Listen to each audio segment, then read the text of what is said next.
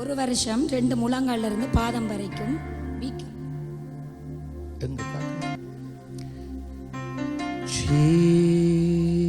Jesus,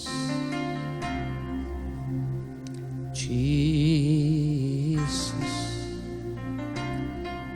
இந்த வீக்கம் இந்த நாள் முதல் மறைந்து போவதாக.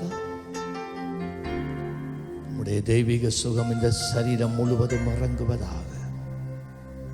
கால்களில் இருக்கிற பாரம் இந்த நாளுடைய மறைந்து போவதாக. விடுதலை இறங்கட்டும். Jesus, I break every bondage.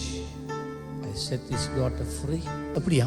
ஒரு வருஷம் போகவே இல்லையா அந்த வீக்கம். இன்றைக்கு போயிட்டு இன்றைக்கு வீக்கம் போயிட்டம்மா.